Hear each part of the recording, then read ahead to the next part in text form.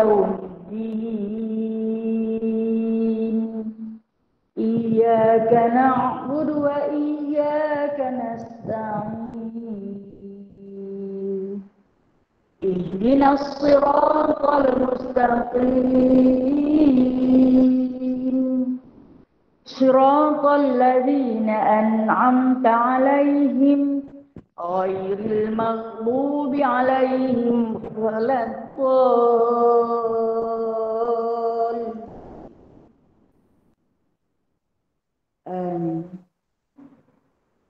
Kita baca surah Kahfi ayat 1 hingga 10. A'udzu billahi minasy syaithanir rajim. Bismillahirrahmanirrahim. Alhamdulillahilladzi anzala 'ala 'abdihi الكتاب ولم يجعل له عوجا قيما لينذر بأسا شديدا من لدنه ويبشر المؤمنين الذين يعملون الصالحات أن لهم أجرا حسنا ماكثين فيه أبدا وينذر الذين قالوا اتخذ الله ولدا ما لهم به من علم ولا لآبائهم كبرت كلمة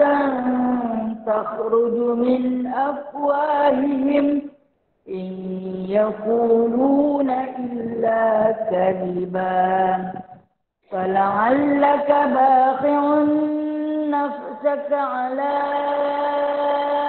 آثارهم إن لم يؤمنوا بهذا الحديث أسفا إنا جعلنا ما على الأرض زينة لها لنبلوهم أيهم أحسن عملا وإنا لجاعلون ما عليها صعيدا جرزا أم حسبت أن أصحاب الكهف والرقيم كانوا من آياتنا عجبا إذ أوى الفتية إلى الكهف فقالوا ربنا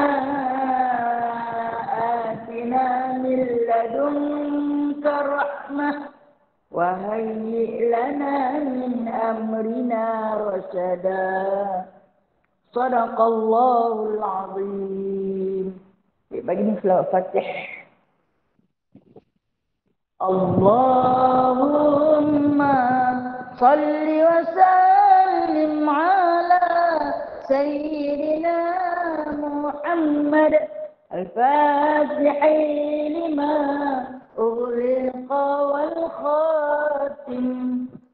Allahumma salli wa sallim ala sayyidina Muhammad الفاتح لما أغلق والخاتم لما سبق ناصر الحق بالحق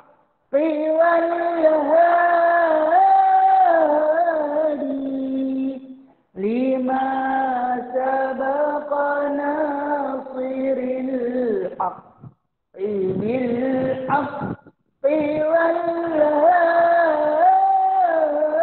والهادي إلى صراطك المستقيم إلى صراطك المستقيم وعلى آله وصحبه حق قدره ومقداره العظيم ومقداره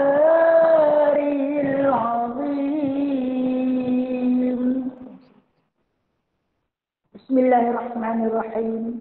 Rabbi shrah li sadri wa yassir li amri wahlul 'uqdatam min lisani yafqahu qawli. Allahumma shalli ala sayyidina Muhammad wa ala ali sayyidina Muhammad. Rabbi yassir wa la tu'assir, Rabbi tamim bi khairin karim. Subhanaka la 'ilma lana illa ma 'allamtana. Innaka antal alimul hakim. Innaka antas sami'ul alim.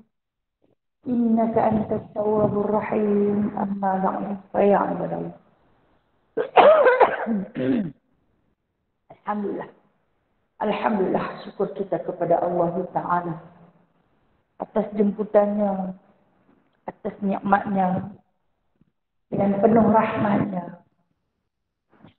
Pagi ini kita dikembalikan lagi, dikembalikan usia, dikembalikan nyawa. Selepas kita bangun daripada tidur, Alhamdulillah, Allah hadir lagi.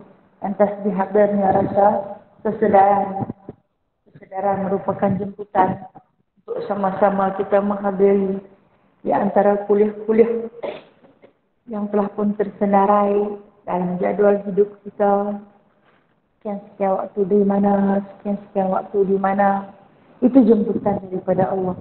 Dengan rezekinya. Dengan rezeki yang telah pun Allah Ta'ala limpahkan kepada kita. Itu adalah kesempatan. Selalu saya sebut rezeki ni bukan makan semata-mata. Kesempatan, masa, kelapangan. Itu adalah rezeki. Yang mana di antara berjuta-juta rezeki yang Allah Ta'ala berikan kepada kita. Alhamdulillah. Dengan Allah Ta'ala rezekikan kepada kita pagi ini, kita pergunakan sedikit daripada masa kita untuk sama-sama kita bermuzakarah kitab daripada kitab Penawar Bagi Hati. Kalau nak ikut saya baca, di khatam 2 kali pada kitab Penawar Bagi Hati. Kalau nak urut saya yang lama-lama ni khatam 2 kali dah. Alhamdulillah, alim-alim dari mana. Alhamdulillah. Saya terasa-terasa khatam nak ni, saya duduk lagu tu jugalah. Baca saja. Baca. Yang baik tu kita ambil lah sikit-sikit. Ambil lah. Kalau tak boleh ambil semua, jangan tinggal semua. Tak boleh ambil semua, jangan tinggal semua. Ambil lah 1-2. Lama-lama banyak lah. Mungkin kita tak boleh nak galak ke semua sekali. Dalam satu masa. Memadailah kita ambil sehari 1. InsyaAllah nak bekalan kembali ke akhirat. Yang mana sering kali saya ulang kitab Penawar Bagi Hati ini ialah ubat bagi sakit hati. Kita faham, kita ketahui bahawasanya hati kita ni penuh dengan penyakit. Di antara penyakit yang bersarang di hati kita, iaitu yang dibawa oleh mata, dihantar ke hati. Jadi hari ini tajuk kita iaitu tentang kitab yang pertama. Pada menyatakan segala anggota yang 7. Di antara kitab Penawar Bagi Hati ini, dia ada 7 fasal ataupun disebut sebagai 7 kitab. 7 fasal. Iaitu membicarakan tentang 7 anggota yang mengundang dosa-dosa besar. Yang mana difokuskan oleh musannif Syekh Abdul Qadir Al-Mandiri. Dia fokuskan kepada kita bab yang pertama, cerita tentang mata. Saya yakin Alhamdulillah kita Allah Ta'ala anugerahkan sepasang mata. Walaupun mata kita tak biru, tak kelabu, tak coklat, mai penghujung usia ni mata pun naik kuning-kuning. Kadang berselaput, kadang pedih. Dah tu kelabu pula, kan? Tapi Alhamdulillah, atas nikmat yang Allah Ta'ala anugerahkan kepada kita, saya yakin dalam ni semua ada mata. Semua ada mata. Dengan mata itu dia menghantar ke hati. Dan hati itu mempunyai sakit. Kalau yang dihantar oleh panca indera mata itu sesuatu yang baik, maka dapat baiklah kepada hati itu. Tapi kalau sesuatu yang dihantar oleh mata itu yang tidak baik, maka dapat penyakitlah hati itu. Sebab itu mata di antara salah satu daripada panca indera yang Allah pinjamkan kepada kita, yang mengundang banyak dosa. Maka sebab itu kenapa musannif ataupun pengarang kitab kita memfokuskan kitab yang pertama serta tentang mata. Kita baca dulu nak. Okay, saya ulang, siapa yang tak ada kitab boleh ambil lagi nak. Ada lagi nak, masih ada lagi nak. Fasal yang pertama pada menyatakan mata. Ketahuilah olehmu bahawasanya mata engkau itu menjadikan dia oleh Allah Ta'ala bagi engkau kerana beberapa faedah yang bangsa akhirat dan bangsa dunia. Allah Ta'ala ciptakan kita dengan sepasang mata, ataupun ada yang Allah bagi dua, tapi satu nampak, satu tak nampak. Tapi Alhamdulillah, nikmat paling terbesar ialah nikmat mata pernah diukur oleh seorang wali Allah Ta'ala. Dia pernah ukur apabila dia beribadah selama 500 tahun. Ini daripada hadis Rasulullah nak.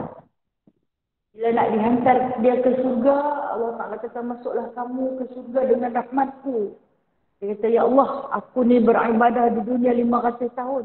Takkanlah hari ini apabila aku layak ke surga, aku nak masuk dengan rahmatmu. Mana ibadah yang aku lakukan selama 500 tahun itu? Maka kata Allah Subhanahu Wa Ta'ala kepada wali Allah ni, kalau nak dihitungkan di antara rahmatku dengan amal ibadah kamu, lalu kita kira rahmat aku dengan sebelah biji mata, dibandingkan dengan 500 tahun kamu beramal kepada aku. Lantas ditimbang di atas neraca timbangan. Sebelah biji mata milik Allah dengan 500 tahun tempoh beramal soleh si wali Allah ini. Maka dikhabarkan melalui hadis sahih ini, berat lagi nikmat mata, sebelah mata. Berat lagi daripada timbangan amal soleh 500 tahun. Kata Allah, kalau bukan kerana sebelah mata ni, nescaya kamu tak nampak jalan untuk ke surga. Nescaya kamu tak nampak bagaimana untuk melakukan amalan. Nescaya kamu tak nampak aurat kamu terbuka atau tertutup. Nescaya kamu tak nampak nak membaca kitab-kitab Allah. Maka daripada mana datangnya amalan kalau bukan daripada mata? Berpunca daripada mata, maka datangnya ilmu. Daripada mata, maka datangnya amal soleh. Daripada mata, kamu boleh membezakan antara yang hak dan juga yang batil. Sebab itu Allah Ta'ala kita timbang sebelah biji mata dengan 500 tahun amal soleh kita. Nescaya berat lagi biji mata yang satu tu. Jadi begitu jugalah kita, Alhamdulillah. Allah Ta'ala bagi sepasang kepada kita yang mana kata Allah, dia mempunyai dua faedah. Wa ma khalaqta hadza batila subhanaka faqina azabannar. Allah Ta'ala tak pernah jadikan sesuatu itu dengan sia-sia.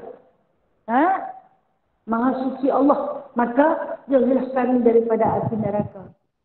Bila mana disebut dua, aku tak jadikan sia-sia kedua-dua benda ni, iaitu akhirat dan dunia. Mata kita ni dia ada dua faedah. Satu yang berbangsa akhirat, satu yang berbangsa dunia. Andai kita pandai membawa dia kepada kebajikan, kepada perbuatan-perbuatan yang baik, maka akhiratlah dia. Dan dia juga dibangsakan dunia. Dunia adalah jalan, jambatan untuk menuju ke surga. Dalam tempoh kita melintasi jambat ini, dengan mata yang Allah Ta'ala bekalkan, kita bawa mata kita ini, walaupun kita pandang dunia, tapi yang berbentuk pandangan akhirat. Jadi dia akan contoh apa dia? Pandang di dunia, tapi dapat di akhirat. Takjub pada dunia, tapi dapat pada akhirat. Dan kedua-duanya akan kembali ke akhirat. Maka setengah daripada segala faedahnya, yang bangsa akhirat memandang kepada langit. Apa dia yang dia kata? Faedah anugerah Allah Ta'ala bagi kepada kita mata, itu salah satunya kamu pandang kepada langit. Kita tahu langit ada di atas. Langit-langit pun ada di atas. Tidak? Kalau langit pun ada di atas, kalau langit-langit pun ada di atas. Dalam mulut kita ada langit-langit kan? Dia duduk di bawah ke di atas? Boleh nampak? Kena langut tak? Tak payah. Boleh rasa besar rahmat langit-langit tu dah. Dia bocok sikit je, kita dah bersenang, no? Masya Allah. Maha suci Allah. Kemudian langit-langit kita tu ada lembut, ada kerah, kan? Ada pangkal, ada hujung, ada tepi, menghasilkan satu bunyi yang merdu.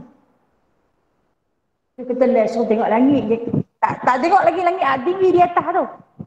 Baru duk fikir tentang langit-langit yang Allah Ta'ala bagi pinjam duk ada dalam mulut kita, yang kita tak pernah tengok.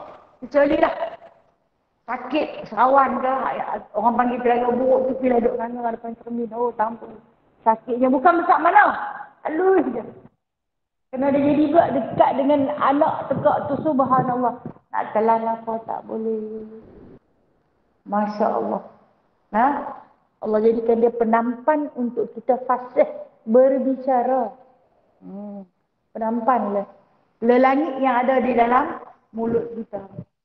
Kalaulah kata kita dengar seseorang itu tidak fasih pada sebutannya, pada percakapannya, adalah sesuatu kekurangan pada langit-langit dia. Bukan nak tengok pada langit yang ada dalam mulut. Langit-langit yang ada dalam rumah, yang dulu-dulu kalau ada jenazah, orang akan buat kan? Orang buat di atas penutup mayat tu, bukan tutup mayat, atas tu, langit-langit. Atau dulu-dulu orang ada katil besi. Katil besi kan dia ada para atas tu, lepas tu bubur langit-langit kan? Lagi ada lagi katil besi, ada lagi umur lama-lama masih ada lagi dah. Dan langit yang dimaksudkan di sini adalah langit cakrawala, ciptaan Allah yang berada nun jauh di atas sana. Jikalau kita dongak ke sana, apa yang kita boleh tengok? Dia kata ada di situ matahari dan bulan dan bintang dan lainnya. Kita nampak satu makhluk yang Allah Ta'ala jadikan punya besar. Kebesaran dia tu jauh berjuta-juta batu daripada kita. Manfaatnya kita dapat hari-hari. Baru pandang Allah bagi pahala 60 rakaat solat sunat. Baru pandang. Yang hebat. Siapakah yang menggerakkan dia? Siapakah yang memperjalankan dia? Siapakah makhluk yang mampu menciptakan satu objek yang begitu besar, yang mana dapat memberi manfaat kepada seluruh alam, termasuk yang berada di dasar lautan. Masya Allah. Punya besar kelebihan anugerah Allah Subhanahu Wa Taala pada satu makhluk bernama matahari. Siapa pun tak boleh hampir. Kan ada siapa pernah pergi? Kami pernah buat rombongan di matahari. Hebat lagu mana pun asal dia tak boleh pergi ke matahari. Dia duduk pergi ke bulan, dia pergi ke Mareh. Dia pergi dah terbang naik ke sana, tapi dia pun tak pernah singgah pun dekat matahari. Tak boleh pergi. Memang tak boleh pergi. Pernah tak dia padam cahaya dia? Pernah ketika berlakunya gerhana. Bahkan kita apabila berlakunya gerhana, kita disunatkan untuk bersolat. Solat sunat gerhana bulan, dan disunatkan kita solat secara berjemaah. Sebab apa? Menandakan kebesaran Allah Ta'ala, satu-satunya zat yang boleh padam cahaya matahari. Kita tak boleh padam. Kita hanya boleh berlindung je. Cari teduhan, cari payung, cari rumah, masuk berlindung. Tapi kita tak boleh lari daripada cahaya matahari. Sebab satu kekuasaan yang hebat dia bagi matahari ni biji saja. Kemudian ditemani oleh bulan. Bulan rupa-rupanya tak ada cahaya. Pinjam dekat matahari. Bulan tak ada cahaya.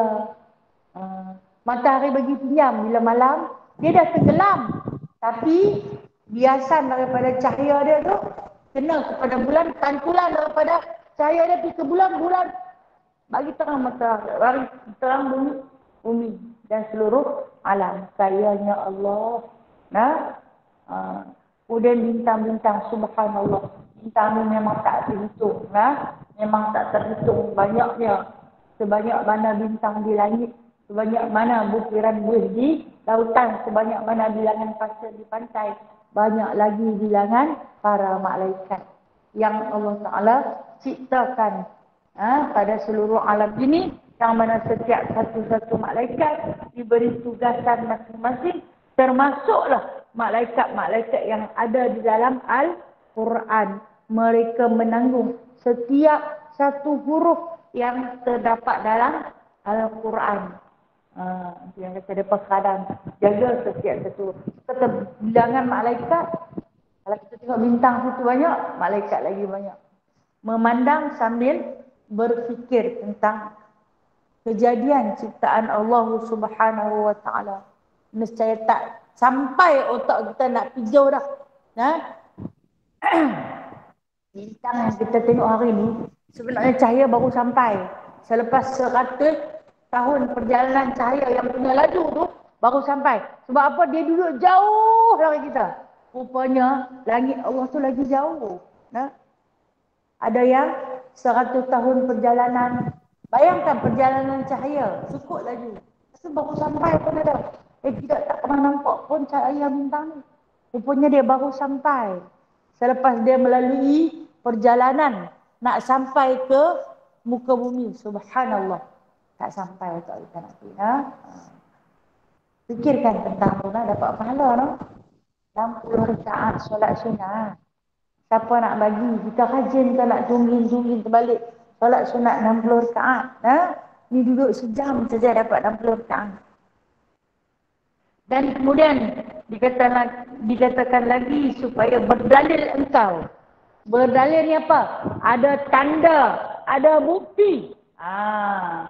Dia suruh tengok ke langit, dia suruh tengok ke bintang, ke bulan ni supaya apa? Supaya berdalil engkau, supaya ada bukti engkau. Bukti apa yang dimaksudkan di sini? Dengan pandangan itu tadi, atas adanya Allah Ta'ala dan atas keesaannya dan atas kuasanya. Dia suruh kita pandang kepada penciptaan Allah yang maha besar. Baru suruh tengok ke langit pun kita tak boleh nak jawab. Tak kira lagi dengan awannya. Tak terhitung lagi dengan pelanginya. Masya Allah. Bila kita tengok, tak lain tak bukan apa yang boleh kita fikirkan. Ini adalah tanda ataupun dalil ataupun bukti keesaan Allah Ta'ala, kekuasaan Allah Ta'ala yang maha esa. Esa ni satu. Tak ada dua. Dan tidak bersekutu baginya. Mana boleh Tuhan ramai-ramai buat bulan bintang. Belaga di atas tu. Pernah dengar matahari aksiden dengan bulan. Dua-dua di atas langit. Bintang sama bintang belaga. Kita hidup makin tak aman. Punya bintang duduk aksiden di atas. Jatuh. Bila jatuh, bumi hancur. Tapi akan berlaku. Akan berlaku yang Allah Ta'ala sebut. Fa'idan syaqqatis sama'u fakanas wardatan kadihan. Terbelah dia lain. Retak langit terbelah berkecai. Maka akan gugurlah bintang-bintang itu. Wardatan kadihan. Seperti kelopak-kelopak mawar yang warna merah. Kerana membawa api masing-masing. Untuk menghancurkan muka bumi. Itu janji Allah Subhanahu Wa Ta'ala. Bila kita pandang ke sana, kita fikirkan. Ini adalah dalil, adalah bukti tentang keesaan Allah Ta'ala yang memang tak dinafikan. Bukan batu yang menciptakan, bukan kayu yang menciptakan, bukan salib yang menciptakan. Bukan. Melainkan satu zat yang bersifat, kalau nak jadi Tuhan ni, dia kena ada dua sifat. Syarat nak jadi Tuhan, kena ada dua sifat. Yang pertama, istighna. Tuhan yang maha kaya. Maha kaya. Maha kaya ni maksud dia tak minta dekat siapa-siapa. Ini kita lagi kaya lagi minta ke orang. Kita lagi kaya berhajat kepada pembantu bila dah kaya. Kan? Kita perlukan kereta. Bila dah kaya, kita perlukan rumah lagi banyak. Bila dah kaya, kita perlukan bodyguard. Bila dah kaya, kita perlukan pagar tebal-tebal keliling rumah. Bila lagi kaya, lagi kita berhajat kepada orang. Bila kita kaya, kita tak boleh pergi bancuh kopi sendiri dah. Kena suruh orang tolong bancuh. Pasal apa? Pasal dah terlalu kaya. Bila dah kaya, naik tangga tak payah. Guna kaki dah kita ada jalan. Ha? Bila dah terlalu kaya. Kita berhajat. Lagi kita kaya, lagi kita berhajat. Istighna apa tu? Ha? Tapi kalau Allah yang maha kaya, dia istiqar. Sifat yang kedua. Istiqar ni maksud apa? Langsung tak berhajat kepada apa-apa. Syarat nak jadi Tuhan kena ada dua. Satu istighna, satu istiqar. Kau ada? Tak boleh jadi. Istiqar ni dah kaya, dia tak perlukan apa-apa. Nah, tak perlu. Kita tengok, dia tu kaya. Zat saja ada 4. Kaya apa? Nah, kaya lagi orang miskin. Tak payah ada zat. Kan? Nah, tak payah ada pembantu rumah. Tak payah. Pembantu rumah ada 12. Nah, anak 3. Seorang mengasuh. 4 orang mengasuh 3 orang. 4 orang mengasuh seorang. Kaya apa? Tak kaya. Tak kaya. Lagi susah. Jadi tak layak. Tidak layak yang dinamakan makhluk untuk mengambil kedua-dua sifat ini. Maka inilah sifat Allah Ta'ala. Yang mempunyai sifat istighna dan istiqar. Itu kena tahu. Kalaulah seseorang datang mendakwa kepada kita, inilah Tuhan kami. Dia ada 2 sifat. Istighna. Kaya tak? Tak kaya. Baju pun nampak tak buka dia. Baju pun nampak tak buka dia. Kemudian istiqar. Berhajatlah kepada Allah lain. Berhajat. Kadang-kadang bila hujan terlampau sangat, dia bubuh payung. Kita nyawak dia bubuh payung lah. Dia kata hujan sangat-sangat. Warna dia macam berpudar. Lepas tu dia dah tak pakai baju. Tak sejuk lah. Dia tak ada rasa. Sekarang jadi, nak jadi Tuhan. Maka tidak layaklah menjadi Tuhan. Jadi ni kita dalil. Bila kita tengok dengan mata hati kita, kita pandang dengan mata kita dan mata hati kita, maka hadirlah satu bukti tentang keesaan Allah Subhanahu Wa Taala. Dan setengah daripadanya apa? Faedah kepada akhirat. Melihat akan Quran. Tengok saja Quran. Tak baca lagi. Baru buka, jangan duk tengok kok dua. Beli Quran banyak-banyak, susun saja dalam hari. Tengok hari-hari, tengok. Tengok nak pergi tengok, tak tengok lagi, nak pergi tengok. Jangan tengok saja. Bukalah. Baru duk tengok tak mana muka surat berapa, ayat ke berapa. Tak baca lagi. Pahala dah pun habis. Ini di antara faedah ukhrawi, faedah akhirat penggunaan mata selepas kita memandang. Yang terbaik sekali pandang pada Kaabah. Kan Kaabah, kata Nabi SAW, Allah Ta'ala turunkan kepada Kaabah itu ada 120 rahmat. Paling besar. 120 rahmat. 60 rahmat diberikan kepada orang yang bertawaf. 40 kepada orang yang solat. 20 kepada orang yang memandang. Tengok saja. Dapat pahala. Free. Percuma dia bagi. Kemudian memandang kepada apa lagi? Memandang kepada wajah kedua ibu bapa kita. Kata kami tak ada dah. Mak tak ada, ayah tak ada. Tengok gambar pun dapat pahala. Dapat pahala. Memandang dengan penuh kasih sayang. Rindunya. Mungkin ada dalam beg duit ke. Atau dalam album-album lama. Kami ada himpun, buka tengok. Nak cari pahala free. Hanya dengan memandang kepada wajah kedua ibu bapa. Lagi pandang apa lagi? Pandang kepada lautan ataupun sungai. Tengok pada lautan. Laut ni sebenarnya luah dia 2 kali ganda daripada daratan. Dia ada lagi satu kerajaan Allah Subhanahu Wa Taala yang maha luas. Bahkan lautan tu dia boleh telan segenap pelusuk daratan, dia boleh telan. Punya luas, punya besar. Kalau kita kata menara KLCC itu tinggi, kalau masuk dalam lautan yang luas kita ada apa, hilang macam tu saja. Punya besar.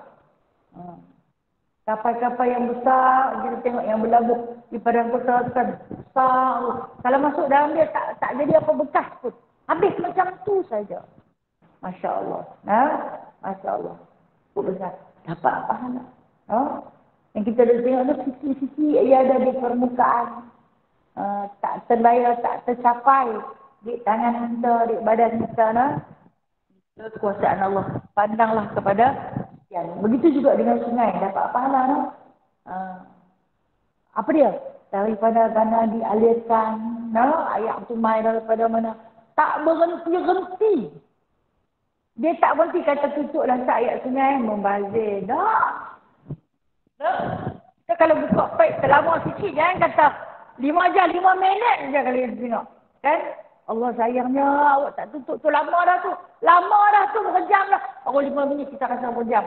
Allah Ta'ala turunkan ayat sungai tu punya laju. Selaju-lajunya tanpa henti. Tak pernah dia tutup. Masya Allah, kaya sungguh. Itu istirna, itu yang kita tengok. Kita pakatlah putahan, kita ambil, alirkan ke rumah, kita bubuh nama air paip, mailah dekat kita. Masya Allah, kaya sungguh. Ini pun otak kita tak sampai. Kalian dah pernah melihat pada Al-Quran lah. Ini antara benda-benda yang boleh kita melihat. Dan melihat akan jalan kepada masjid dan kepada tempat menuntut ilmu. Alhamdulillah. Siapa yang ada dalam dunia hari ini ataupun yang berada di alam maya hari ini dapat salah satu pahalanya, pahala yang disebut di sini iaitu melihat jalan ke masjid ataupun jalan menuntut ilmu. Nak pikuk mana? Nak pikuk mana? Buka handphone tengok hari depan abang kuliah mana? Buka handphone tengok hari ni nak masuk Google Meet mana? Nak tengok kan ni sekarang saluran ilmu punya banyak. Kita boleh pilih mana-mana guru yang kita mahu.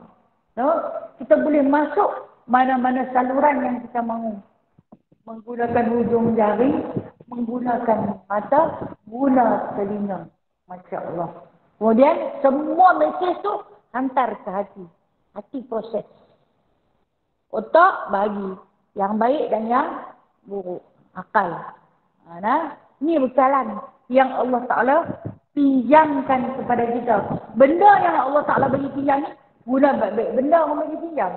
Guna elok-elok sebab nak bagi dekat tuan dia balik. Bila kita nak bagi dekat tuan dia balik, inna lillahi wa inna ilaihi raji'un. Sampai masa tuan dia ambil balik. Akan dia tanya cerita bak mata saja. Dalam alam barzakh akan ditanya tentang mata saja. 7 hari 7 malam tak habis. Baru cerita tentang mata. Dia tak tanya hang pakai kontak lens warna apa. Dia tak tanya hang mata hang banyak mana. Dia tak tanya semua tu. Dia tanya tentang penggunaan. Baru nak cerita pasal mata. Masya Allah. Banyaknya. Boleh juga kita nak jawab. Aku tengok Quran. Aku baca Al-Quran. Aku cari jalan untuk ke masjid. Pasal apa? Di masjid tu ada majlis ilmu. Aku pergi belajar. Adalah jawapan-jawapan yang kita nak bawa kepada Allah. Untuk kita jawab persoalan daripada Allah Subhanahu Wa Taala. Kalau kita tengok cerita Abdullah bin Umi Maktum. Saya pernah cerita dah tentang laki-laki buta yang hari-hari sentiasa mencari jalan untuk ke masjid. Atau tak salah untuk kita ulang sebagai motivasi untuk diri kita yang selik ni lah. Kan Abdullah bin Umi Maktum dia dilahirkan buta. Sejak dalam rahim mak dia, keluar-keluar main buta. Kemudian mak dia tak berapa nak berkenan anak buta ni. Payah nak diuruskan dengan kemiskinan dan sebagainya. Akhir pula mula-mula dia bukan Islam lah. Tapi Lepas dia ditinggalkan di tepi jalan. Siapa nak bela-bela lah. Adalah yang tukang bela dia pun fakir juga.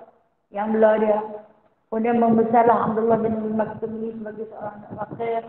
Buta lagi. Dapat hidayah daripada Allah Subhanahu Wa Taala melalui dakwah Sayyidina Umar Al-Khattab. Kemudian masuk Islam, mengenal Islam. Mula-mula belajar mengenal Islam dari masjid. Kita mula-mula nak belajar, nak bukakan pintu hati kita semula agar kembali kepada Allah, carilah jalan ke masjid. Jika orang perempuan, cari jalan menuntut ilmu. Dengan ilmu kita kenal Allah. Awal-awal kita kenal Allah. Dengan ilmu kita boleh mengenal tang mana Allah duduk, apa Allah sedang buat. Allah tak mengambil tempat untuk duduk di mana-mana, tapi dia bersifat wujud, ada sentiasa. Apa dia sedang buat? Dia sedang memberi hidayah kepada engkau. Carilah jalan keredaannya. Itulah yang dapat kepada Abdullah bin Maktum, dapat alhamdulillah. Ulang ke masjid. Satu hari dikatakan dia pergi ke masjid. Allah Ta'ala kepada dia ada anak isteri. Apabila Rasulullah mengahwinkan dia dengan salah seorang daripada penduduk Madinah. Siapa tak berani tolak pinangan Rasulullah? Padahal dia bagi kat kawan tu, dia bagi kat kawan ni. Jadi dia pergi ke masjid, jatuh dia dalam lubang. Kotor, ambil baju dia. Bangkit, tegagal, balik ke rumah. Salin baju, keluar pula pi. Orang miskin baju tak banyak Baju tak banyak. Keluar pi, lagi sekali jatuh juga dia. Tak ada sampai dalam lubang yang sama. Habis pecah. Baju tu kotak kena. Patah balik salin. Dia kata ada satu ni saja lagi. Tak ada dah baju. Kalau habis tak lagi, kita pergi juga. Ataupun balik terus jangan tidak. Dua je suara. Mai kali ketiga dia nak jatuh juga dalam lubang. Tiba-tiba disambar oleh seorang lelaki. Disambar oleh seorang lelaki. Lelaki tu kepik dia, pegang dia, tak apa dia kata. Jom saya pimpin. Hantar dia pun bersyukurlah. Sebab dapat ini. Dengan tak ada masa lambatlah sampai tu dia piawai. Boleh pecah balik 2-3 kali. Kita ni masih ada masa. Suka buat kerja minit-minit akhir. Lepas tu kelang kabut lah. Silap sikit tak payah pergi. Bukan jatuh sang mana pun. Kalau jatuh lagi lah. Awak tadi. Pergi dah tadi serat. Hujan masa pecah balik. Tadi dah. Masa celik tu. Masa besar. Bukan dekat, jauh dia jalan. Jauh dia berjalan. Jadi bila dia sampai. Dia masuk ke sembahyang. Dia keluar main. Ada lelaki-lelaki tu bimbing bawa dia balik. Abang esok kita jumpa lagi. Tadi saya yang keluar. Dia telefon nak tanya nama apa.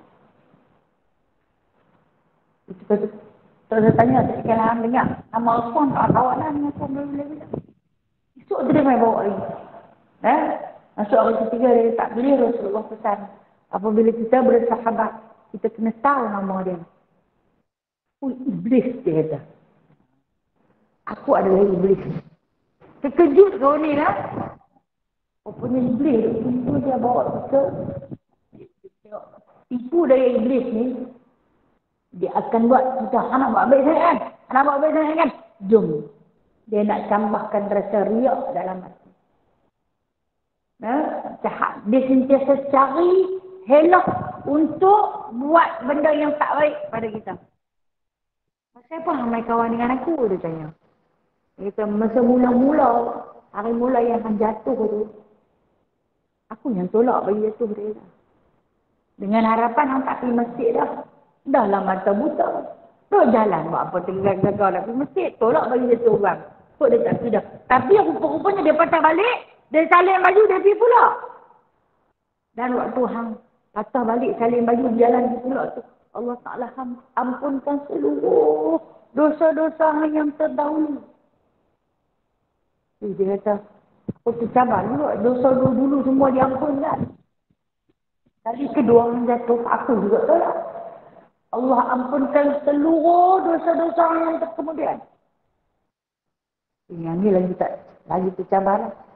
Kemudian kali ketiga hamak jatuh. Kata Allah, kalau dia jatuh kali ketiga, akan aku ampunkan seluruh dosa ahli, keluarganya dan orang yang duduk sekampung dengan dia. Jadi jiran-jirannya ada dekat-dekat dia. Kalau kali ketiga, tu yang aku sambak hang tu. Aku takut tak lagi seluruh dosa-dosa sekampung tu diampunkan oleh Allah. Kerana syafaat seorang lelaki buta yang tak ada mata, yang berulang alik ke masjid sahaja.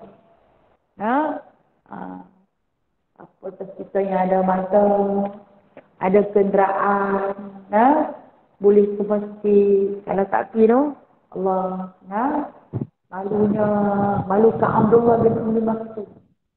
Jadi Allah Ta'ala nak timbang mata, dia tak ada hisap tentang mata dia.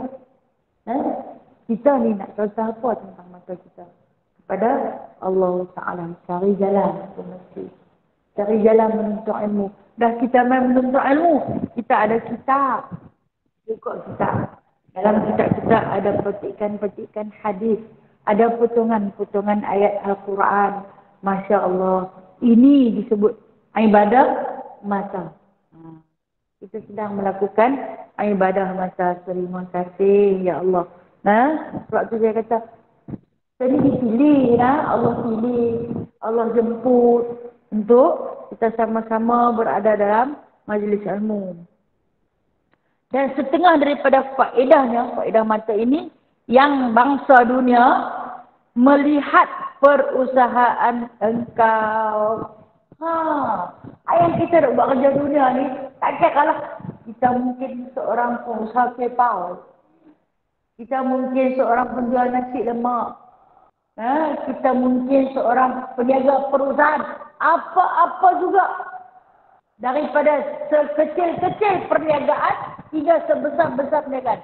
Berusaha, bekerja, mencari nafkah untuk ahli keluarga. Itu yang dikata perusahaan ni. Dan keseluruhan harta yang kita dapat itu kita dapat belanjakan di jalan Allah. Maka itu dikira sebagai ibadah mata. Nampak kerja dunia. Dia kerja, balik kerja, naik motor ke, naik kereta ke, jalan kaki ke, naik bas ke, guna sepasang mata untuk berusaha mencari nafkah. Dari nafkah itu dibahagikan pula kepada sedekah. Dari sedekah itu dibahagikan pula kepada orang-orang yang layak menerima. Masya Allah. Bermula daripada penggunaan mata. Nampak dunia, dapatnya di akhirat. Dan melepaskan engkau daripada segala yang menyakiti. Apa juga yang menyakiti. Tak kira lah. Sakit mata orang tengok ke, nampak sawang. Nampak sawang, langit dulu di masjid, tak ada. Orang ni proses tengok di kipas, Alhamdulillah. Kalau kata ada tu berkesi. Dapat pahala. Apa juga yang menyakiti. Masa kita tengok, masa pandang neraka, tak ada pandang tak ada pisaku. Tak ada lah dia kata. Mesti cicak banyak dia pening-peningan. Surah lawa saja, satu cicak. Jahat. Kalau ada cicak, cari bekas sapu. Itu yang menyakiti. Memandang sesuatu yang menyakiti. Kalau disebut setengah orang ada pokok-pokok di tepi jalan yang berduri, siapa lalu, kadang dia capai, kita kan yang pakai baju besar, tudung labu-labu, dia tarik baju kita ke tudung kita. Kita break, tak tengok, kau dia tarik orang. Kan bila kita lalu jalan-jalan semak, adanya duri-duri yang mencapai, itu yang menyakiti. Ataupun yang berada di jalanan, paku ke kaca ke, itu yang menyakiti. Mungkin dia pekerjaan bersifat dunia tapi dapatnya di akhirat, faedahnya di akhirat. Yang kita dah tengok orang nak sapu jalan tu. Pahala tu orang. Nah. Nampak dia kerja sapu jalan. Dia dah buat pahala tu. Nah. Dia membuang sesuatu yang semar, yang menyakiti di jalanan. Dengan menggunakan sepasang mata dia. Nampak? Aku ni kalau kena motor siapa ke, kereta siapa ke, tak lagi akan binasa kenderaan. Maka itu dikira pahala. Walaupun pekerjaan itu dia bersifat duniawi. Dan lagi dia kata, faedah mata ini jaga kita daripada jatuh. Kalau kita tak jatuh pun orang jatuh. Kalau kita tengok palang sikit lubang tu, tak ada siapa-siapa ke jatuh. Atau kadang-kadang macam ada pembinaan, dia punya mozaik ni benda yang sama rata, nampak sama rata, rupa-rupanya dia bertangga. Ada orang yang tak perasan, dia jalan suruh laju, rupa-rupanya boleh menyebabkan sedikit kemalangan. Bahkan ada yang jatuh patah tangan, patah kaki pun boleh. Al-maklum lah. Umur lalu kita ni jatuh sikit je. Accident ke tang mana dah, jatuh benda je. Tinggi ke benda dah, sikit je. Dia pun nak cari sebab musabak. Kita ambil satu tanda tip tu tak ni. Orang nampaklah pengadang. Di antara benda itu dengan benda ni. Pahala tu. Aduh buat apa tak saja berbutik di sini nak bagi. Ada nampak batasan. Rupanya ada benda. Kita nampak dia sama. Arkitek dia pandai. Orang yang susun mozaik tu pandai, nampak cantik, nampak sama. Seolah-olah tak ada benda. Rupanya dia bertangga sikit dekat situ. Kita letak kat situ. Nampak dia bersifat dunia, tapi dapat pahalanya di akhirat. Dan jaga daripada belaga. Kerana ada masa lah kita tak belaga. Pembohong. Ada masa pun kita belaga. Betul tak? Punya belaga lah. Kadang-kadang sama-sama kita. Bukan naik kereta berjalan pun kita belajar. Kan? Pasal apa? Jelangak. Faham jelangak tak? Okey. Dan bermula mensyukurkan masa itu memelihara daripadanya tiap-tiap melihat yang haram. Ya Allah, kurniakanlah aku satu kenikmatan untuk sentiasa mensyukuri nikmat-Mu. Bantulah aku, tolonglah aku untuk sentiasa mensyukuri nikmat-Mu. Yang ini nikmat mata. Jaga masa pada, jangan memandang kepada sesuatu yang haram. Kita yang haram tu nak pandang juga. Kita tengok seperti melihat perempuan yang lain daripada isterinya. Ini untuk lelaki lah. Melihat perempuan yang lain. Kalau kita melihat lelaki yang lain daripada suaminya. Pandang dengan pandangan bernafsu. Saya juga sungguh. Dengan suatu geram. Berdosa besar. Tengok sudahlah. Tak salah nak berkenan kat suami. Tengok saja. Kalau berkenan, haram. Tengok pun tak apalah orang punya sekali pandang. Main pula kawan jahat tengok.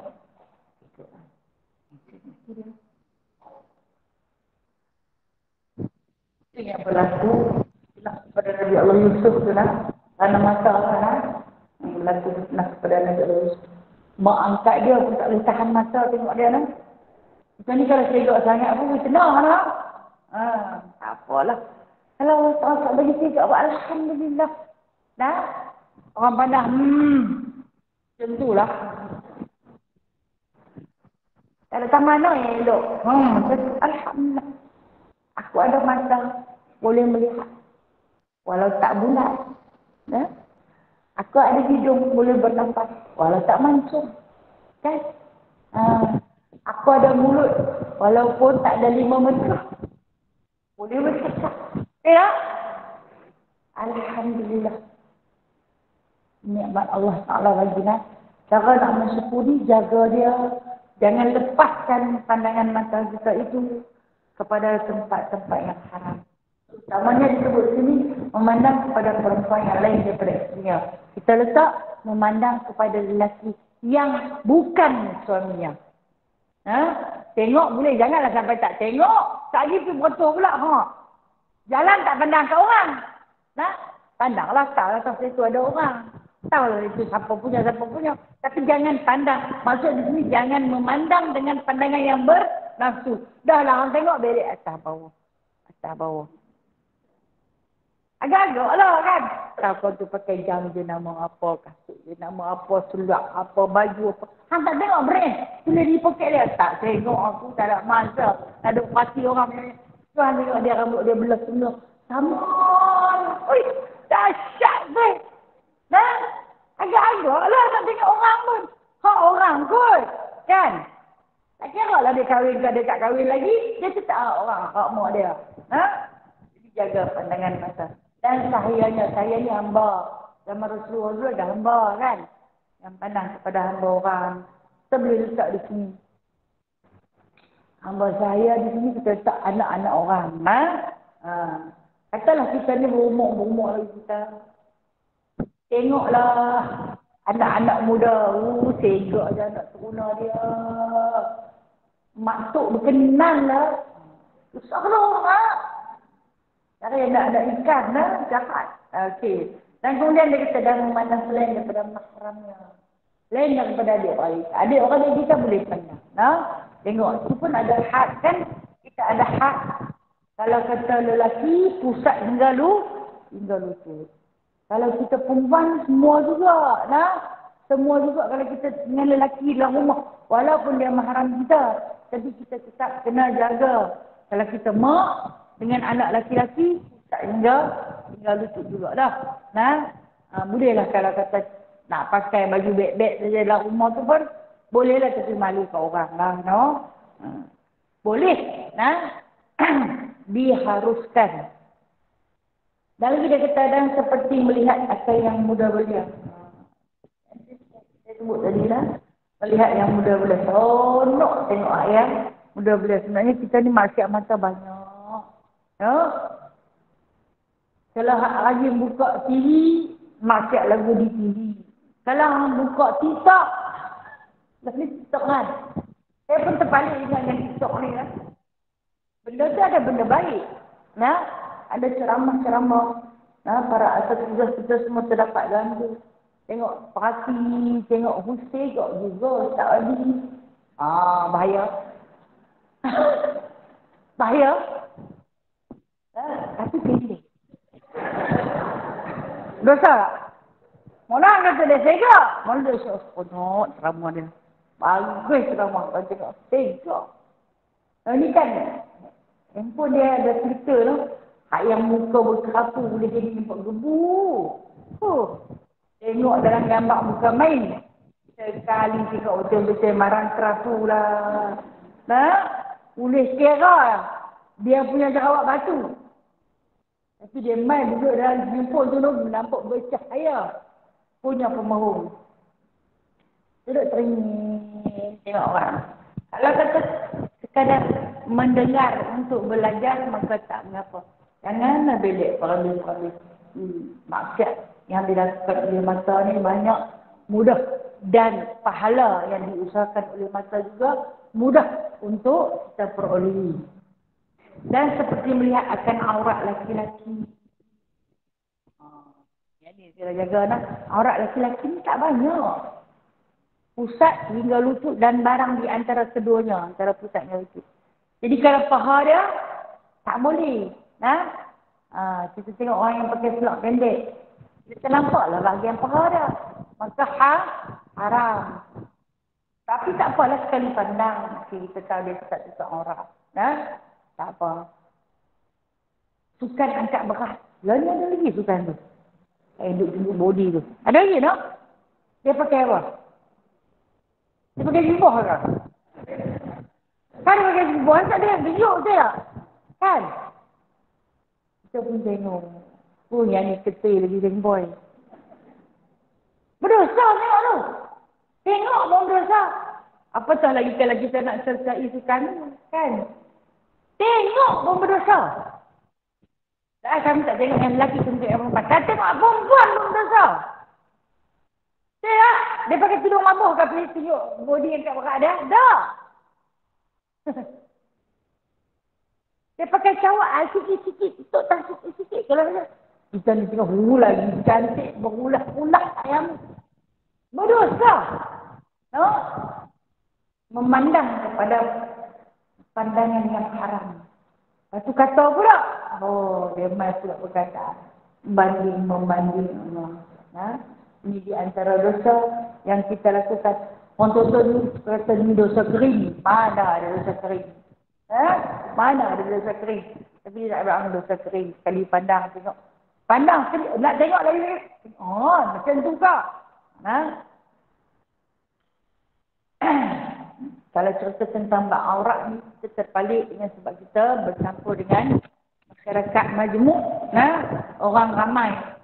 Jadi kita akan temui bermacam-macam. Maka kalau kata pandang, dia kata, lazimkan olehmu memelihara mata engkau. Jaga. Lazim dia kata, lazimkan, biasakan diri kamu untuk sentiasa menjaga pandangan mata. Kadang-kadang tu kita dalam duk jaga, no? Dalam kita duk jaga. Dia main. Terpaksa pandang. Dekat lebih mana duduk di depan mata. Saya nak share sikit je. Ha? Baru ni masa hari Arafah. Kan kita puasa kan? Yang mana yang mampu berpuasa, dia sunatkan berpuasa. Ada orang jemput saya. Kopi baca Hari Arafah nak cari buat pahala, no? Kita pun pergi baca untuk pembukaan satu-satu ni lah, no? Kita tak mahu sebutlah tempat tu apa. Lepas kita, tak apa dah, kita duduk dulu. Duduk. Cantik lah, no? Berapa orang? Tak orang. Tak orang dia berjaya, dia dah minggu lah kali. Dia bersinggup, tak orang berjaya lah. Rasul kalau kalau kita puasa ni, lepas lohok ni kita punya tenaga dah tinggal fikir kan. Al-maklum lah kan. Puasa. Pasal tak apa, tunggu nak tunggu siapa pula. Tunggulah lagi. Rupanya ada acara. Ada acara baik. Apa itu. Tak ada buat acara apa. Acara menari. Nak suruh kami bersiap-siap, nak suruh orang menari. Tak apa menari dulu. Menari dulu. Saya cari mana pintu nak tegak. Tak ada pintu nak tegak. Tutup pintu lah. Kita ni ada beg yasin duk pegang di tangan. Dia masa tengok orang menari. Menari ni menari lelaki dengan perempuan lah. Ni dia kata bercampur aduk antara ibadah sunat dan ibadah haram. Menang tak haram lah. Menang dekat haram lah. Dia kata nanti tunggu sat lagi. Saya kata kalau panggil dia baca yasin, untuk apa noh? Dah kami nak buat perasmian buka tempat ni. Tempat ni nak buat untuk orang aerobik ni lah, untuk orang penari zumba. Tapi yang bercampur lelaki dengan perempuan. Baik benda tu, benda tu baik, perbuatan tu baik. Cuma bila bercampurnya lelaki dan perempuan, dia mengundang kepada haram. Tapi jamu pula begitu ni duk tengok. Buka lagu ni sekuat-kuat dah dia tutup pintu semua, dia buka lagu kuat. Jadi berdengung dalam tu lah. Kita dah puasa, kan? Habislah Arafah aku hari ni. Habislah Arafah aku hari ni. Dah lama ekspos sekali je Arafah tu, Pening kepala ni tak tanah abang. Jangan kelak dia tak boleh kelak. Jangan kelak lagi. Saya rasa kat aku ni kalau kata korang ajak lah subuh nampak dah korang yang pagi ni.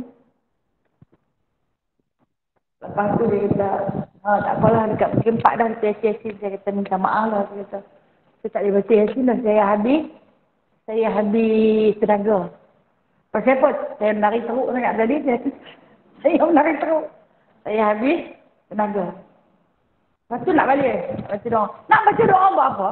Dalam satu majlis yang bercampur aduk macam tu. Tidak. Kalau kata nak ambil agama, ambil seluruh. Jangan ambil sikit-sikit. Ni hampa buat. Ya, kami buat majlis perasmian dengan bacaan Yasin. Hang tak cerita hak orang tak buat apa. Yang aku jamu dah biji mata dah tak boleh nak. Kalau nak pandang ke dinding sekejap duduk depan mata pandang pula. Tak lagi pandang kelai sekejap lagi pandang pula. Boleh ke hang pandang kelai? Nah? Depa pula pakai dengan berketul-ketul subhanallah. Susah macam ni nak. Kita bila dah kita tu kata kita ni hidup dalam masyarakat majmuk. Dan kadang dalam kita duk jaga duk lari tu, aku terpalik juga. Habislah Arafah aku ni. Sedihlah no. Sedihlah kadang-kadang masa kena no. Kena tipu Allahu Akbar. Kan? Mempergunakan ibadah untuk melakukan maksiat. Kita ni, benda dah ada depan mata. Tengok sajalah.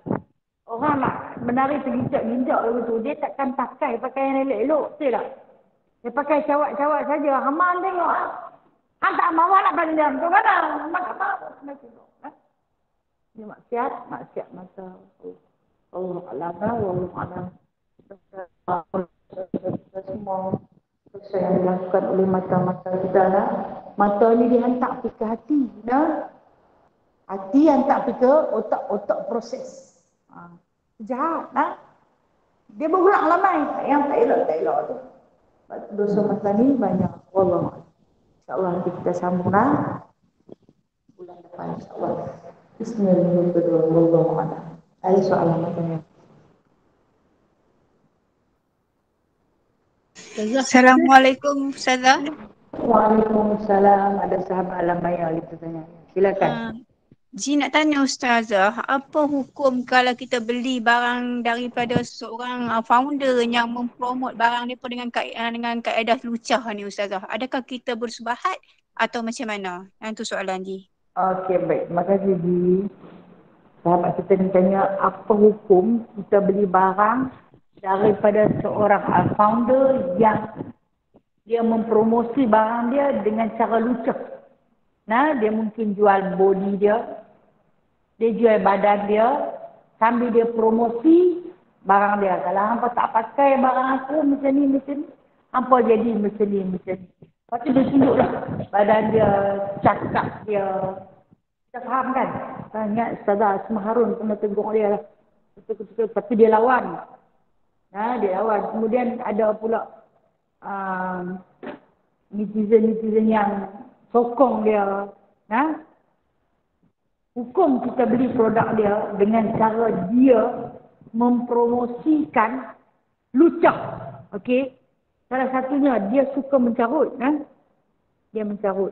Kemudian dia jual badan dia untuk tontonan awam. Dah dosa. Macam mana dia boleh jadi begitu? Sebab kita sokong beli barangan dia.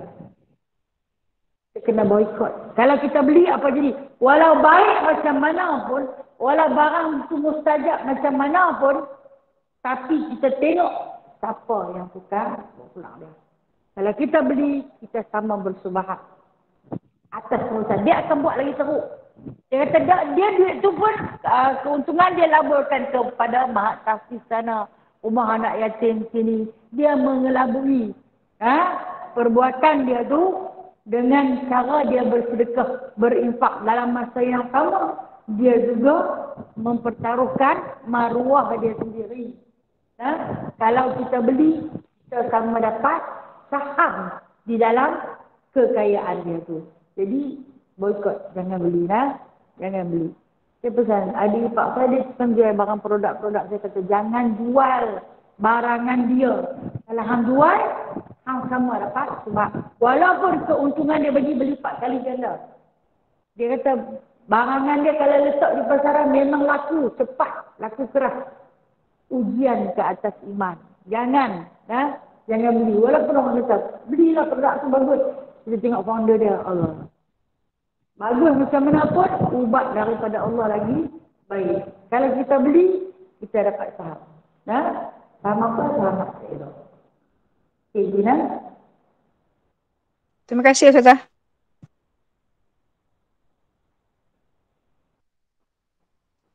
Assalamualaikum Ustazah. Waalaikumsalam. Ya, Kak Jem. Saya tanya macam apa, ada satu pasangan kan, tu yang suami tu dah pencen dah. Lepas tu macam duit bulanan lah, tiap-tiap bulan dia suruh isteri dia ambil lah. Macam mereka ada anak angkat, lepas tu ada cucu. Lepas tu bila macam tiap-tiap bulan isteri dia ambil lah duit gaji pencen tu. Lepas tu macam suami dia bagilah kat dia berapa-berapa ratus kan. Lepas tu dalam tiap-tiap bulan tu dia ambil RM40 tanpa pengetahuan suami dia bubuh untuk cucu dia. Macam mana tu? Haram ke apa? Dia memang menggunakan wang nafkah untuk kegunaan lain lah. Itu masuk soalan lah. Masalah ni tentang nafkah yang diberi oleh suami kita kepada kita. Untuk kita belanja pada ahli keluarga kita. Seandainya ada peruntukan untuk lain, kita nak bagi dekat orang lain, bukan berkenaan dengan ahli keluarga, maka wajib minta izin daripada suami dulu. Wajib minta izin daripada suami dulu. Atas keizinan dia boleh bagi. Tapi kalau kita curi, ambil contoh kata dia bagi dekat kita sebulan 500 contoh. Kita ambil RM50 kata ni nak bagi dekat mak aku. Buat sorok. Walaupun mak kita tu adalah di antara salah satu daripada tanggungjawab. Walaupun tak banyak. Kita nak perempuan tak banyak. Ataupun kita nak bagi dekat cucu tua duk belajar tentang mana-mana. Ataupun nak bagi juga dekat orang lain. Adalah haram jikalau tanpa izin daripada dia. Bukan banyak pun, dia kan tahu. Dia peruntukkan untuk kita tu. Untuk perbelanjaan kita belanja. Tak apa menjelang apa-apa pun. Tapi bila kita tarik tu, kita bagi dekat orang lain. Secara bulanan. Sedekah dia juga dapat pahala. Minta izin dia dulu. Duit tu adalah kepunyaan dia. Walaupun kita nak bersedekah. Kalau kita bersedekah tanpa pengetahuan dia, pahala dapat dekat dia. Tak dapat, kita dapat dekat dia. Tapi kalau kita habaq dekat dia, kita dapat, dia dapat. Tapi kalau kita sembunyi-sembunyi, langsung tak minta izin daripada dia, salurkan saja secara bulan, kita tak dapat apa-apa. Dia dapat. Kalau kita bagi dekat orang lain, secara individu, haram. Sebab tu, bila setiap kita menerima belanja, habaq kat dia kadang-kadang kita belanja duit yang dia bagi ni, mungkin kita belanja ayam ke, ada orang main di rumah, kita bagi jamu makan, jamu minum. Itu adalah hasil daripada perbelanjaan dia. Minta izin dia, minta izin. Jadi, untuk menghalalkan perbelanjaan tersebut. Kalau tidak, apa? Okey aja. Ustazah, macam dah kita tahu kata haram, habis tu kita macam nak habaq kat dia, macam kita macam takut lah juga kan. Habis tu macam kita, duit tu kita ambil balik, macam kita beli kat dia baju ke apa ke, lepas tu kita habaq kat dia. Ni duit ambil, duit hang sebulan RM40, ni aku impun, aku beli baju untuk hang. Boleh ke? Tak boleh. Tak boleh Kak Jana. Kak Jana tanya, dia yang kita duk curi bagi dekat orang lain tu, bila cucu kita dia haram, bukan nak tak habaq apa. kita takut. Nak habaq kat dia kita takut, lepas tu kita beli baju. Kita beli baju gantilah, kononnya gantilah dengan duit yang kita duk. Kita kata kat dia, ni aku beli baju kat hang, maknanya nak habaq. Duit yang duk bagi dekat orang lain, sekian harta, sekian banyak, kemudian ni aku beli baju bagi kat hang, nanti tak boleh. Kok mana pun kena bagi tahu dulu dia. Kalau Ustazah macam kita dah habaq lah kat dia. Kalau Ustazah ni duit yang duk ambil tiap bulan ni RM40 dia aku impun, hang tak tahu aku ambil RM40 ni aku beli kat hang baju. Tak boleh. Tak boleh apa. beli, tak boleh beli baju. Jangan beli baju lagi. Amak dulu dekat dia, lepas tu beli baju. Takut nak habaq dah kan. Macam ada lah kakak tu dia duk buat macam tu. Dia tiap bulan dia cerita. Tu yang Kata tak pun saya nak tanya Ustazah. Tak boleh, no? Tak boleh. Haram tetap haram. No? Dia kata suami dia kedekut bila cucu mai, tak mau dah bagi duit kan. Bila balik, bagi 20 saja. Tak apalah kata. Okey, ada soalan lain? Okey, terima kasih Ustazah.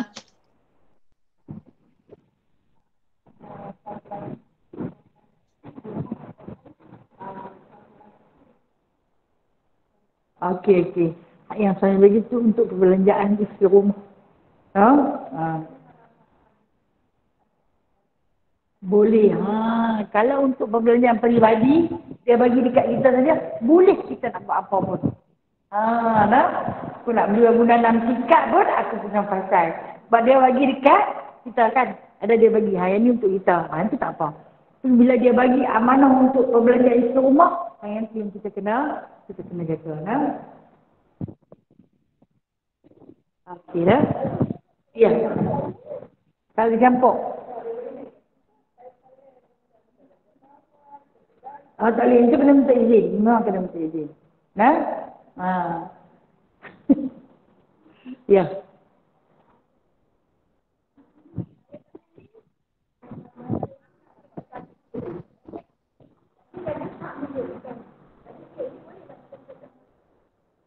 Yang tu peribadi.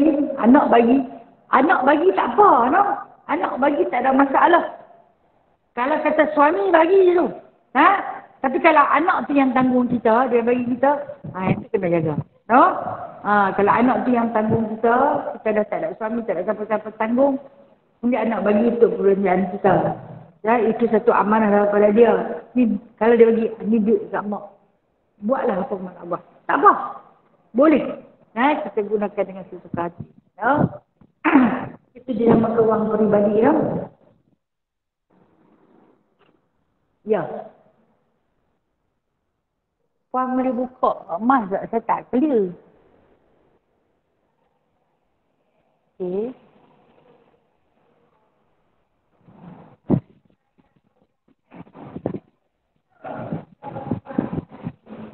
Okey, baik. Terima kasih.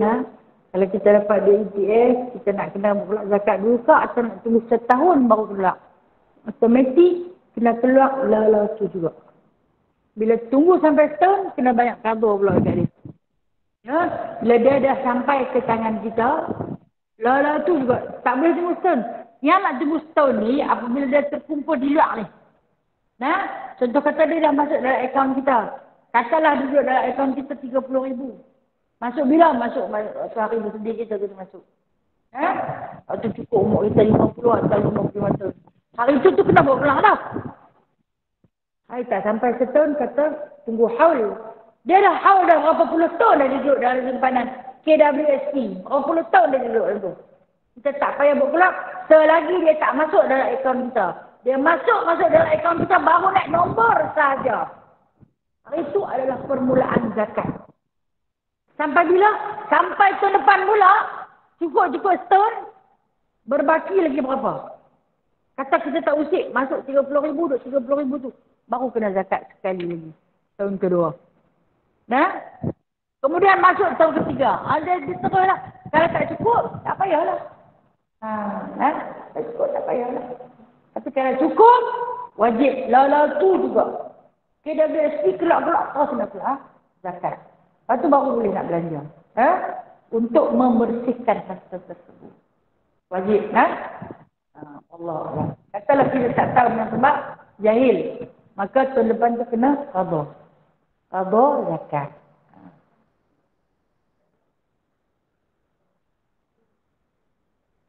Okey, buat sikit-sikit pengeluaran kita tak bergerak secara sekaligus. Bayar secara berperingkat-peringkat. Peringkat itu daripada KWSP ke atau dalam simpanan kita? Daripada KWSP kita bergerak macam 10 ke 20 ke. Sikit-sikit kita tak bergerak secara sekaligus. Maka kita bayar secara berperingkat-peringkat. Tapi nak lagi mudah, kita tahu kita nak bergerak banyak mana. Jadi kita bajet lah zakat banyak mana. Itu yang terbaik. Tapi boleh nak buat berperingkat-peringkat. Boleh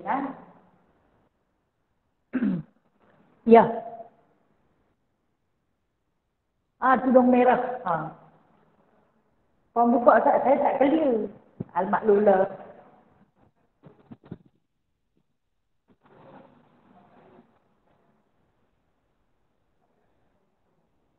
Okey. Duit pampasan kita berhenti kerja. Kita dapat. Duit pampasan tak payah membayar zakat. Dengan secara otomatik macam KWSP sebab pampasan dia bukan simpanan. Dia tunggu tahun depan. Katalah kita berhenti kerja 1/10. Kita dapat duit tu. Dapatlah sampai 50, 60 ribu, 70 ribu, 100 ribu. Tak payah membayar lagi. Tunggu sampai tahun depan. 1/10 juga, tengok berapa jumlah yang tinggal duit pampasan tu. Banyak tu saja yang kena zakat. Kok haul. Tapi kalau KWSP memanglah lagu kena. Dia memang simpanan kita. No? Pampasan dia bukan simpanan kita kan. Dia macam insurans. Ya. Okey, maksimum dia ikut harga emas. Harga emas masa ada naik ada turun. Sekarang ni, saya cakap daripada pusat urus zakat, dalam 16,000. Dalam 16,000. Maksimum kita kena pula zakat. Siapa yang ada 16,000 tu, bolehlah fikir zakat dia.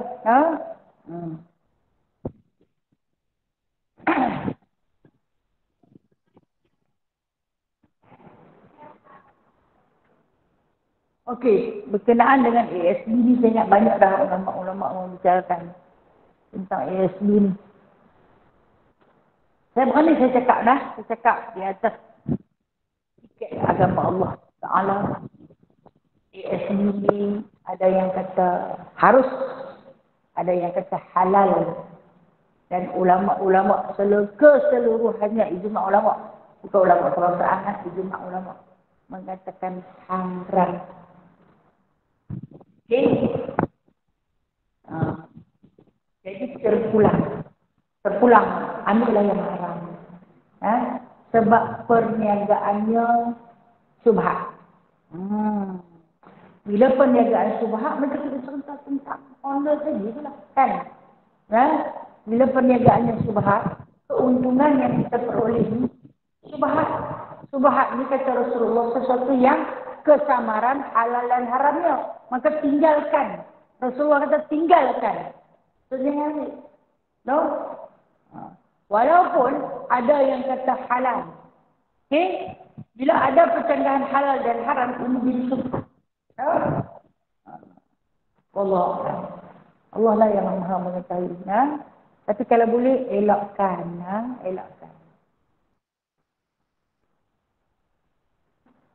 Ya.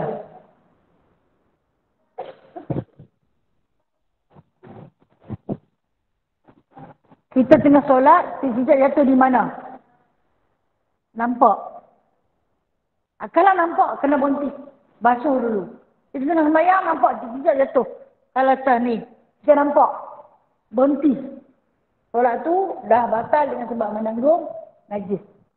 Tapi kalau dia jatuh atas kepala, kita tak nampak. Cicak tu jatuh atas kepala, kita tak nampak. Kita pun habis sudah, lipat celupung. Lepas tu, terpandang. Benda dah berlalu. Maka tak mengapa. Tak payah. Tok Imam duduk di depan kita. Nampak cicak jatuh atas kepala dia. Dia sembahyang sampai habis. Sah. Kita jadi makmum, tak sah. Kalau ikut dia. Sebab kita nampak. Okey? Kalau tak nampak, tak mengapa. Tapi kalau cicak ikan berbeza. Cicak ikan dia kata waktu wuduk lagi. Kena berwuduk semula. Ikan lagi. Habis dah? Ya. Mana? Oh, lagi. Apa dia? Pengiraan zakat emas. 8 gram. Kira lah ni 1 gram berapa emas? Apa yang kajian begini? Ada siapa yang tukang jual emas dalam ni? Siapa saudagar emas? Kira-kira, no? 8 gram. Dah? 6 miskol. Allahu Akbar. Kau ada bawah sekilo kau,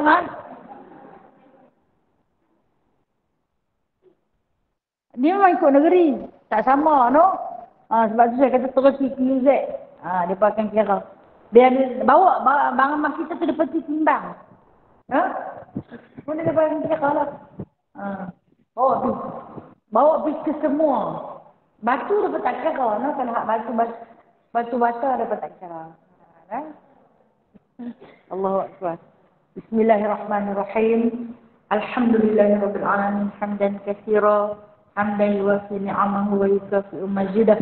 Ya Rabbana lakal hamdu kama yanbaghi li jalali wajhikal karim wa 'azimi sultanik.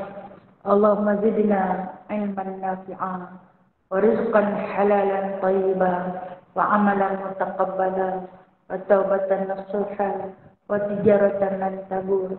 Ya musabbibal asbab, ya fatihal abwab, ya sami'al aswat, ya qadil hajat, ya mujibad da'wat, ij'alna minan nazihin. Allahumma arzuqna qabla al-mawti taubatan, wa 'inda al-mawti syahadatan, wa ba'da al-mawti jannatan wa na'ima, ya arhamar rahimin. Allahumma rabbana atina fid dunya hasanah, wa fil akhirati hasanah, wa qina adzaban nar. وأدخلنا الجنة مع الأبرار يا عزيز يا غفار يا رب العالمين وصلى الله على سيدنا محمد والحمد لله رب العالمين. تقبل الله منكم تقبل يا كريم. Terima kasih Ustazah. Terima kasih. Terima kasih Ustazah.